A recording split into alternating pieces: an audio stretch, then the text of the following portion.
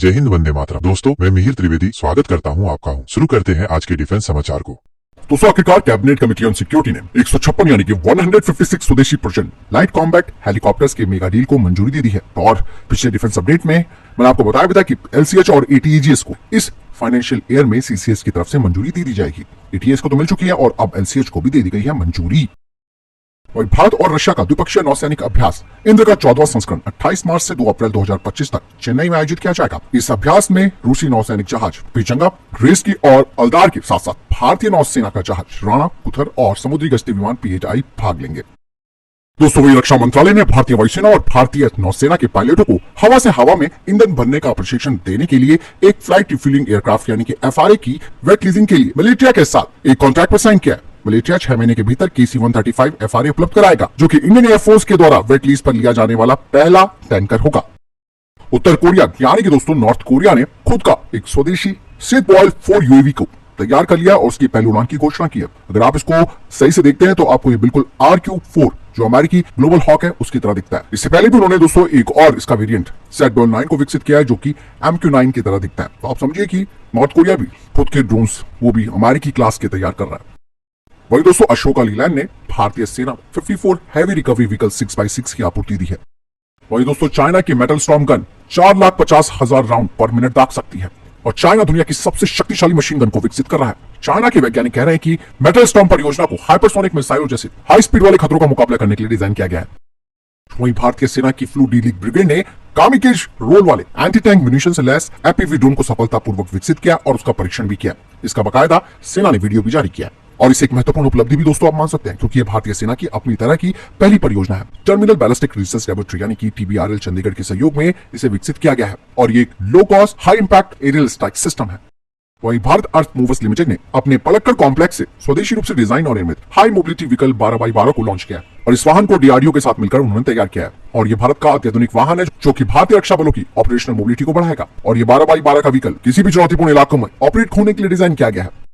वहीं दोस्तों, संसद में HAL के प्रोग्राम पर काफी सवाल उठाए गए हैं और HAL की निंदा की गई है। ये खबर टाइम्स ऑफ इंडिया में प्रकाशित हुई है, जिसमें कहा जा रहा है कि भारत की स्वदेशी तेजस फाइटर जेट विमानों के उत्पादन में देरी की वजह से HAL को आलोचनाओं का सामना करना पड़ा। इसके अलावा आलोचना का एक और कारण था कि 330 धुर एडवांस लाइट हेलीकॉप्टर हैं, उन्हें सेफ्टी चेक की वजह से ग्राउंड करना पड़ा, क्योंकि 5 जनवरी को इस हेलीकॉप्टर की एक दुर्घटना हुई थी। संसदीय समिति ने HAL को टाइमलाइन में देरी, लागत में कमी और जो स्ट्रैटेजिक अवसर मिलने चाहिए HAL को, उसे गंवाने के लिए HAL की निंदा की है। समिति की तरफ से कहा गया है कि इस तरीके से जो HAL का काम करने का तरीका है उससे हमारी जो आर्म फोर्सेस हैं उन्हें दिक्कतें आ रही हैं। और वायुसेना प्रमुख air chief marshal AP Singh पहले ही बोल चुके हैं कि उन्हें अब जो डिफेंस PSUs है उन पर भरोसा नहीं है, जो कि बहुत गलत बात है। उन्होंने कहा कि संख्या के मामले में हमारी स्थिति खराब हो चुकी है और युद्ध के लिए तैयार रहने के लिए हमें हर साल कम से कम 40 फाइटर जेट्स को शामिल करने की जरूरत है। हालांकि दोस्तों, ये बहुत जरूरी भी हो गया है कि लेट लतीफी से अब काम चलने वाला नहीं है, क्योंकि दोस्तों अगर ऐसे ही रहा तो ना तो हम अपने आप को मॉडर्नाइज कर पाएंगे और स्वदेशी प्रयास तो फिर एक तरीके से आप ये समझिए कि तेल लेने चले गए।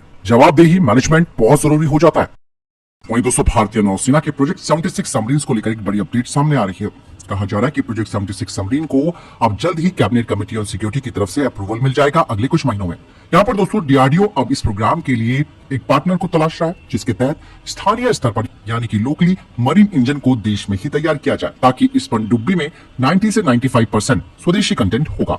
हालांकि कहा जा रहा है कि पहली जो 2 प्रोजेक्ट 76 की पनडुब्बियां होंगी उनमें इंपोर्टेड जर्मन इंजन लगाया जाएगा। हालांकि बाद में जो बाकी के 4 सबमरीन्स हैं उनमें भारत द्वारा निर्मित इंजन लगाया जाएगा, जो कि करीबन 3000 हॉर्स पावर को जनरेट कर पाएगा और हर पनडुब्बी में यानी कि प्रत्येक पनडुब्बी में करीबन 2 ऐसे इंजन लगे होंगे।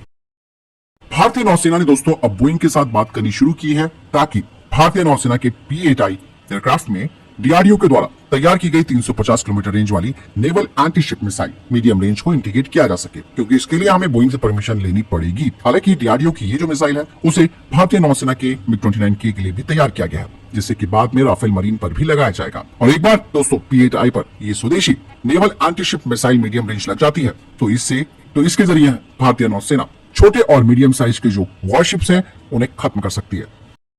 वहीं भारत की रुद्रम 2 को लेकर कई देश भारत के साथ बातचीत कर रहे हैं। रुद्रम 2 जो कि एक एंटी रेडिएशन मिसाइल है, जिसे कि भारत ने स्वदेशी रूप से तैयार किया। भारत ने बंगाल की खाड़ी में एक नोट ऑफ वार्निंग जारी किया है 4 अप्रैल 2025 की सुबह 9 बजे से लेकर 10 अप्रैल 2025 की शाम 5:30 बजे तक, जिसमें की जो डेजिग्नेटेड एरिया है वो है 465 किलोमीटर का।